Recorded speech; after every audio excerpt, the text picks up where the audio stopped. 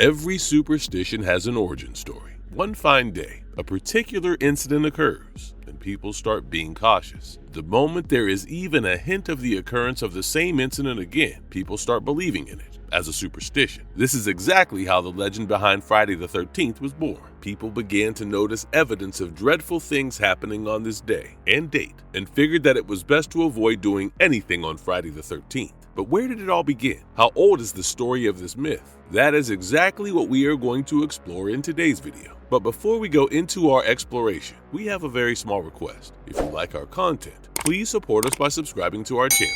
This is a small click for you, but for us, it means a lot. Thank you. Now let us dive right into the video and find out the legend of the myth of Friday the 13th. Historical and religious roots behind the unlucky number 13. A surprising detail about this myth is that there is no specific origin, like the origin story of a villain. It is difficult to pinpoint an exact event or date in history from when people started being scared of Friday the 13th. However, there are several different stories that might help us understand how it all began. The strange part regarding this myth stands with the idea of two things being considered evil or dangerous on their own. Those two things are, firstly, the number 13, and secondly, the day of the week, Friday. So, before understanding the superstitions around Friday the 13th, we need to first figure out the myth behind the number and the day individually. The reputation of the number 13 started being tarnished with a particular story in Norse mythology. It is connected to the story of the god of mischief, Loki, whom we have all had the pleasure to meet through Tom Hiddleston's appearance in the Marvel Cinematic Universe. Charles Panatti noted in this book, Extraordinary Origins of Everyday Things, that an incident took place during a dinner party of 12 gods, which was held in Valhalla, the heaven in Norse mythology. Now we all know Loki's penchant for going to places where he is not welcome, so he arrived at the dinner party as the 13th uninvited guest with sinister plans. He wanted Huor, the god of darkness, and the blind son of Odin, to kill Balder, another son of Odin and the god of joy and gladness. Even though Balder was invulnerable, Huor was able to kill him by shooting a mistletoe-tipped arrow. And now that the god of joy was dead, it filled the world with immense suffering, since Loki was the 13th god at the dinner party who brought in so much misery. The number 13 is considered unlucky. In fact, not just Panatti. There have been numerous scholars and authors who have mentioned this connection to Norse mythology in their books, like Magic and Superstitions by Douglas Hill, and Holiday Folklore, Phobias, and Fun by Donald Dossie. Eventually, the fear of 13 traveled through Europe, giving rise to more reasons why the number 13 is unlucky. There is another reference to it in Christianity, and perhaps the most popular one. I am sure all of you are acquainted with the story of the Last Supper, even though Judas Iscariot has nothing directly connecting him to the number 13. He is mentioned as the 12th apostle in all four Gospels, including Jesus. There were a total of 13 people at the table in the upper room, where the Last Supper took place. Now, since Judas's betrayal of Jesus is considered as the most catastrophic event, and he is the last of the 12 apostles, many sources from the 1890s have mentioned him as the 13th person who sat at the table and brought misfortune to the world, just like Loki. Although he is not mentioned as the 13th person in the Bible, scholars have made this speculation due to its drastic effect on the events. So, this biblical belief also reinforced the idea of 13 being an unlucky number. Eventually, people started to believe that when there are 13 at a table, then within a year's time, one of them will die. There are also certain instances that date back to the Middle Ages in Europe. In tarot card games, there is a trump card that represents death. This card is marked as number 13 in most of the versions of the tarot deck, even the Visconti Sforza tarot, the oldest surviving tarot cards that date back to 1450. Since tarot cards have a huge cult following, the number 13 became synonymous with death and misfortune. Once a significant number of people had started fearing 13, they also turned to mathematics to justify their superstitions. Numerologically, Western cultures have viewed the number 12 as a signifier of completeness. There are 12 months in a year, 12 zodiac signs, 12 gods of Olympus, 12 labors of Hercules, 12 tribes of Israel, and even 12 days of Christmas. Naturally, believers started to see the next number 13 as something that creates an imbalance. So they tied this additional explanation to the myth behind the number 13. This fear runs so deep among the masses that in 1910, an American psychiatrist and neurologist, Isidore Henry Curiat, coined a special term in his book, Abnormal Psychology. He called the fear of the number 13 triskaidekaphobia. The term comes from ancient Greek, where triskaideka means 13 and phobos means fear. You will be surprised to know that several famous people are known to have triskaidekaphobia. Among them are Franklin D. Roosevelt, Stephen King, and Nick Yaris.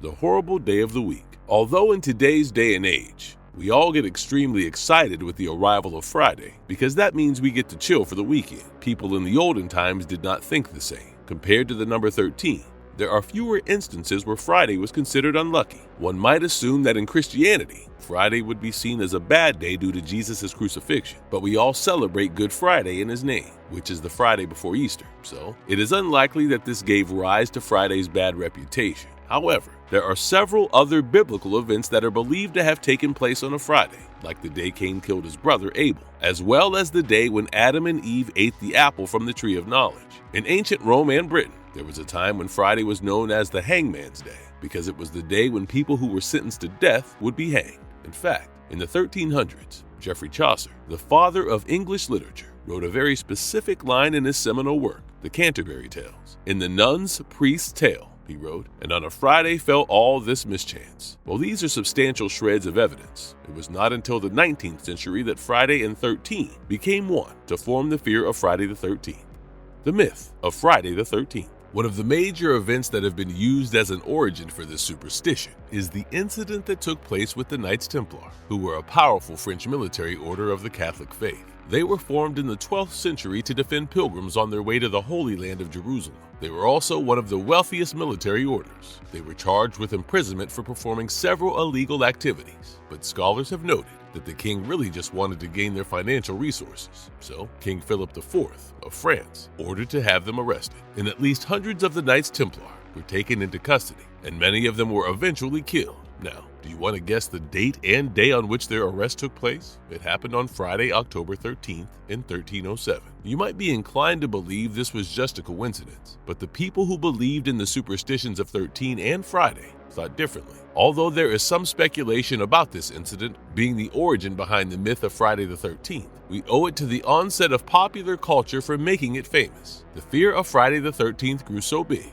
causing people immense anxiety, that we eventually got a term for it: paraskevidai katriophobia. Now, that is a mouthful. This term comes from the Greek word paraskevi, which means Friday, deketris, meaning 13, and phobos, meaning fear. There is also another interesting term for it, frigatriskaidekaphobia, which takes its inspiration from the belief that the day of Friday is named after the Old Norse goddess Frigg.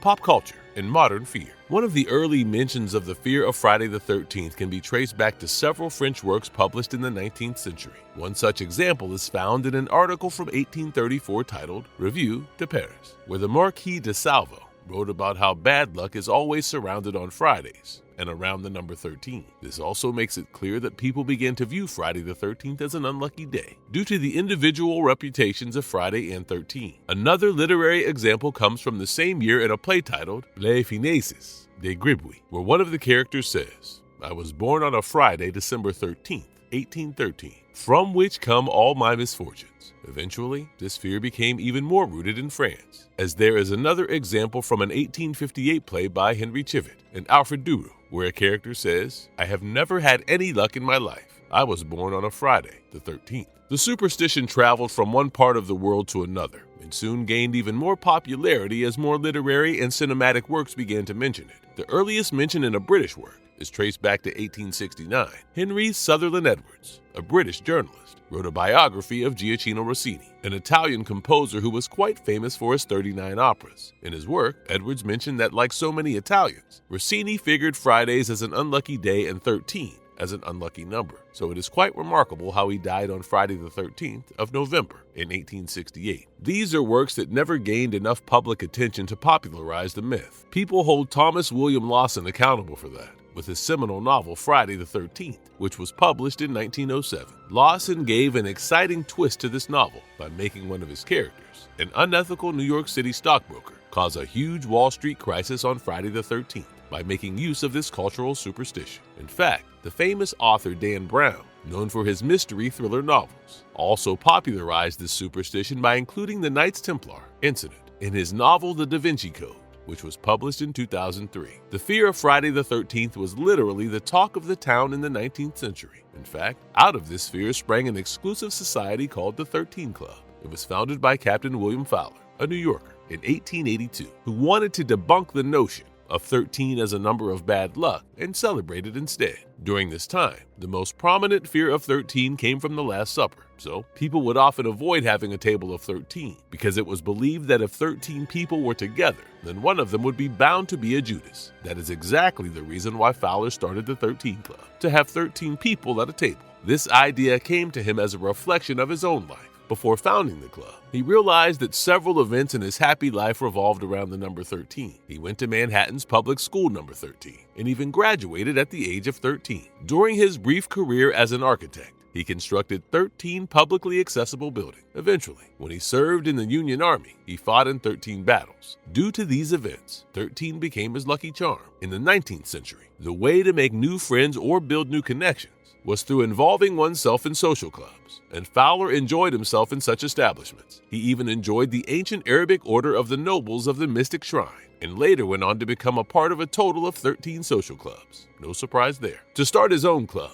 he bought the Knickerbocker Cottage, even though it took him almost a year to find 12 members for the 13 Club. Once their gatherings began, the club grew exponentially. The menus would have 13 courses during the club dinners, and the decorations would include 13 candles. Basically, wherever Fowler could fit 13 of the same things, he would do it. Eventually, the workings of the club also went beyond fun activities, since the members began persuading local officials to choose another day of the week to execute the sentenced people so that Friday would no longer have an unlucky reputation. Now, this might come as a surprise, but 4 former U.S. presidents have also been known to be a part of this club at some point in time. These were Theodore Roosevelt, Grover Cleveland, Benjamin Harrison, and Chester A. Arthur. In the 20th century, the world of cinema wanted to cement this fear in a more horrific manner, so it created a whole franchise of modern horror based on it. An American slasher film was released in 1980 with the title Friday the 13th. It is directed and produced by the legendary Sean Sexton Cunningham, written by Victor Miller, and released by Paramount Pictures.